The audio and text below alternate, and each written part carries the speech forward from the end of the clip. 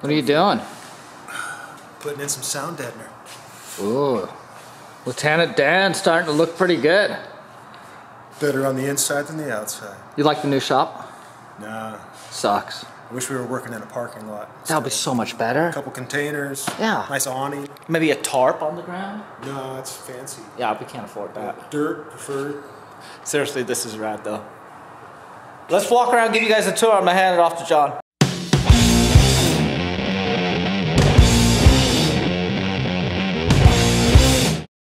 So you guys are probably familiar with Lieutenant Dan, this beautiful 77 K30 Blazer over here. Yeah, when we left it at the shop, at my old shop, we kind of finished up the wiring harness and all the mechanical, all the fabrication underneath had pretty much been done, from sway bar to skid plate, to cross members, to sliders, to tie-ins and all the 4-link. So that is mostly good, but I'm gonna fill you guys in. I got a bunch of B-roll that we're gonna be throwing up during this, but let's take a walk through and I'll show you where we're at with this guy, what we still gotta do, and what we've got done over the last few weeks.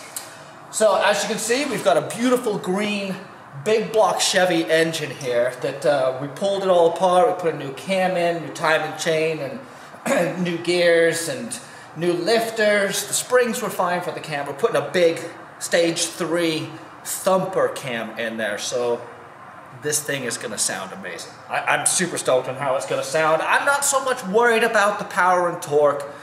I know they're going to be there because it's a big block. I just can't wait to hear what it sounds like. So we did wrap all the headers. Let's show you guys the gauge panel. So this is the gauges that are going in. It's got a DIY 4x dash that we'll show you here in a second. But these are the Autometer Phantom 2. And what's dope about these is it is backlit through the numbers and not the screen. So when you turn it on, the gauges go black and all the numbers go white. I got a video, we're gonna put that so you'll see it. But this came out great. I did one of my wiring jobs on here that basically slims down the connectors so you've only got 3 or 4 connectors to plug into. One, you're gonna get all of your senders. So this is gonna have oil, water, fuel, that sort of thing. Then we're gonna have indicators for high beam and turn signals. And then we're gonna have, what is this? This is power for the dash. So this is switch 12 volt and ground. And it's also gonna have power for all the lighting in here. The idea with this is to be able to just plug it in and pull it out when we need to. If we need to get behind the dash to work on the air conditioning or anything like that, we just pull this guy up and out of the way. And let's show you guys some header work here. What do we got? This is the header. Here's the driver side, passenger side header. So your normal basic, block hugger headers. There's just a little bit of wrap on them. That's already starting to get chewed up by the frame. These are tight fit, and this took a couple of hours to wrap like this. I recommend gloves and a welding jacket so you don't get any of this.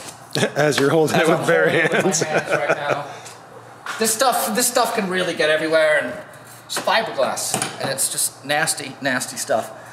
So yeah, there's the big block. It's going back together. At this point, we've got a new timing cover and all new. We've got the manifold blasted. So here's the manifold. We had this fully powder coated and fully blasted, and then we sprayed it, and then we've got the MSD Holley EFI, the atomic EFI going on here. The idea with this build is to kind of have a throwback. I love the simplicity of the big block. There's very few wires involved with making this thing run. And so being able to hide as many wires as we can and have the typical just open air filament on top, I think it will look just bitchin'. It'll look like a 70s truck with big block power. The fuse panel, I'm gonna do a separate video on the fuse panel, but we're still figuring out where everything goes. This is the harness that I made for it. Here are all the connectors, and you guys have seen this. I love to label stuff, so I'm gonna post a video up here on how I do my labeling. It's nothing crazy, it's just a label maker with different color tapes, and I just wrap them over there and clear them. So this thing's going together well. Let's move on to the inside. We'll show you what we're doing in there. Let's climb up in here. So first we pulled the whole floor out. The floor plan was pretty thrashed. There was some replacement pan and steel sheet in here that we welded down. But sound deadener makes every floor look brand new. This was just off Amazon. It's not the most ridiculously expensive stuff in here, but it doesn't need to be.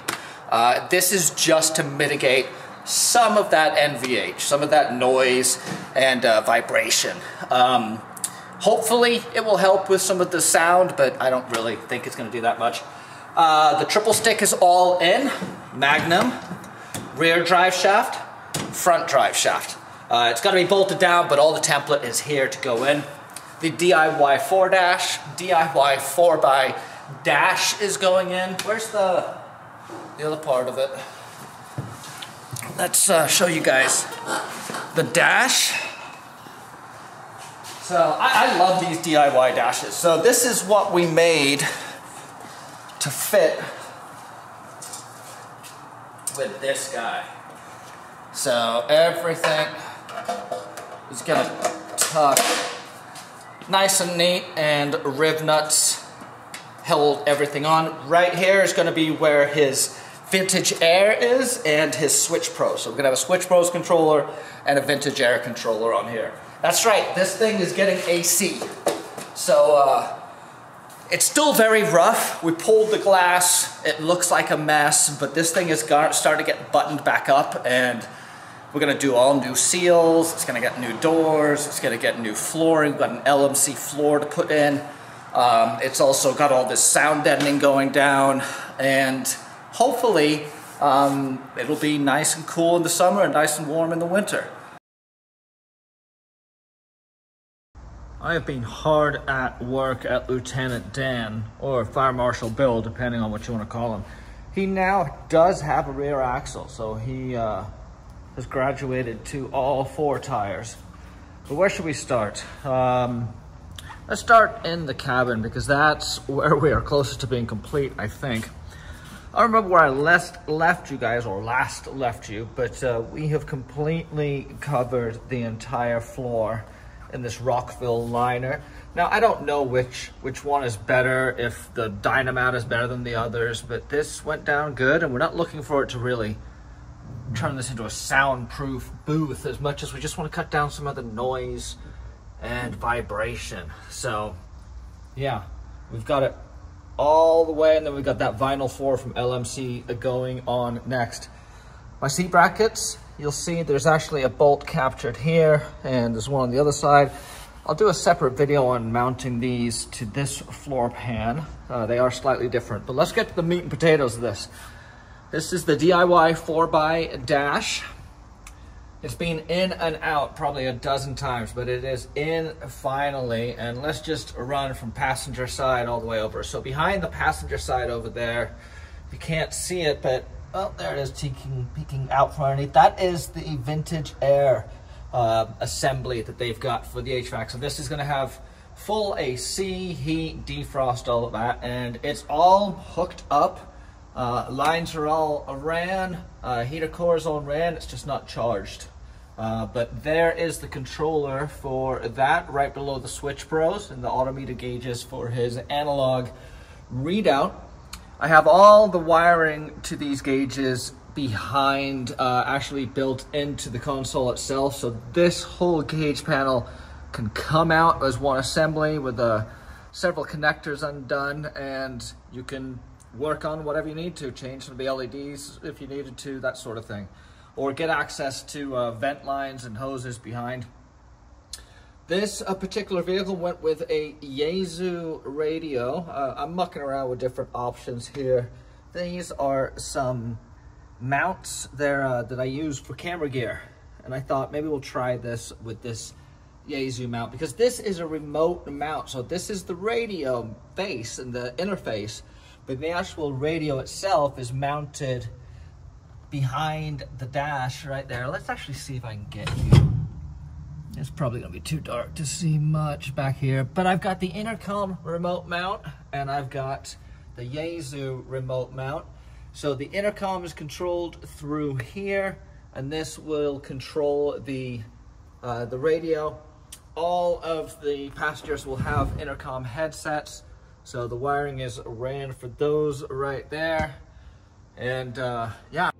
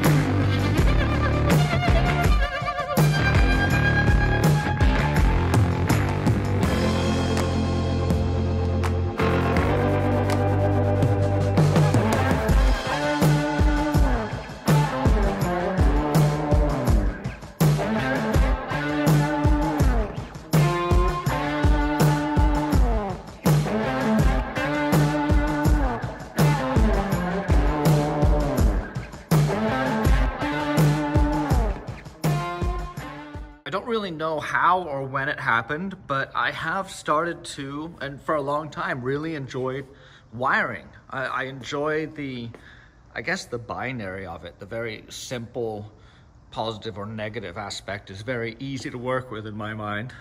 Very simple guy, I guess.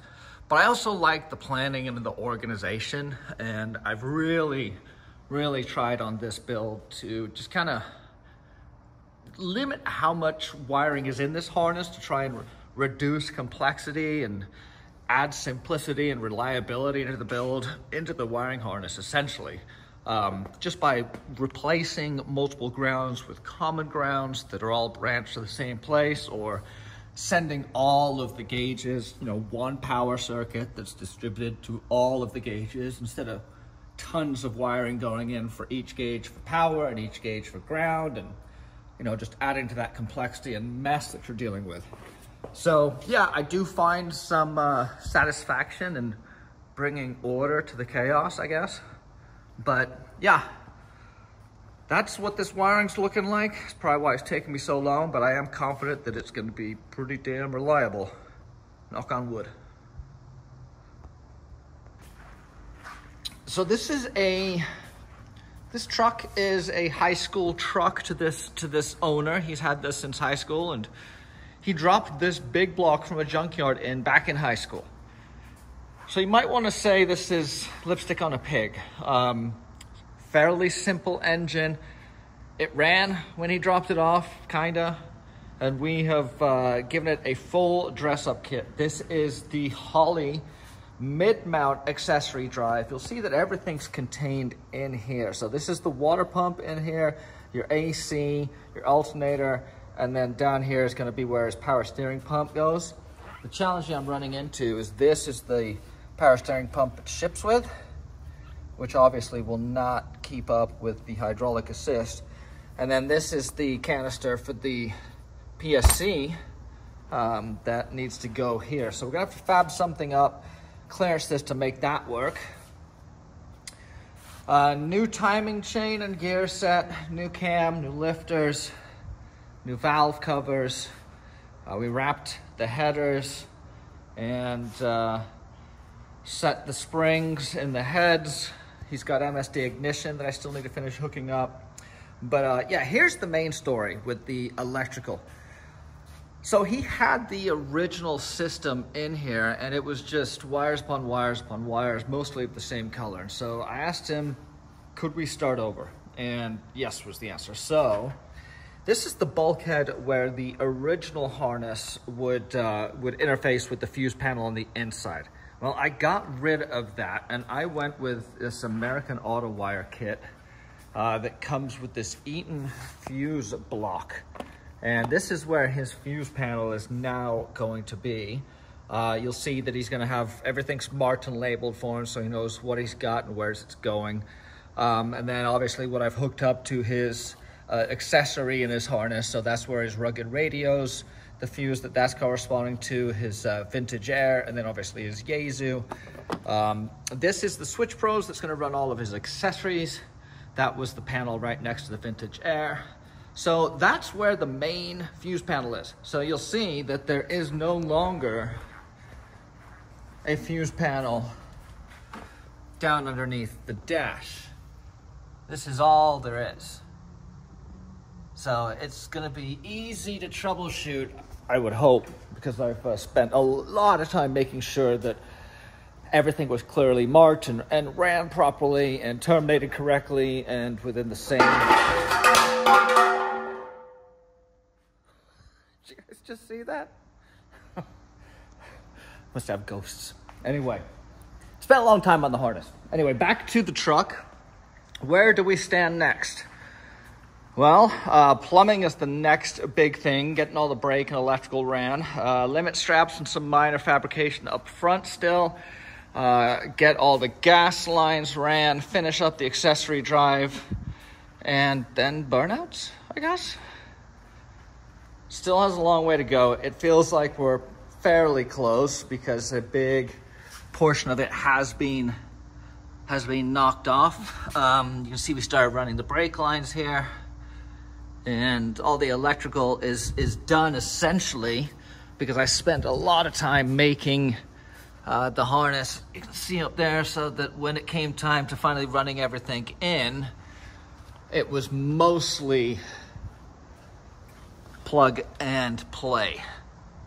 So yeah, whoop, I got trucks everywhere. That's a quick update on where this guy stands. Hope to have it running by the open house, I guess, which is in May, so that gives me 2 months to have this thing running. I think I got that. It just has a lot of busy work still left to do. And it has some challenging technical problems I've got to solve, like the power steering pump. But, you know, we'll figure it out. Thank you for watching this latest episode. If you guys have any questions or comments, hit me down below. Make sure to take a look at these other videos I've got linked, including some more stuff on Lieutenant Dan. Did I ever mention that I almost died when I got this truck here? Well, there's a reason he's called Lieutenant Dan. I'm going to link that video up here.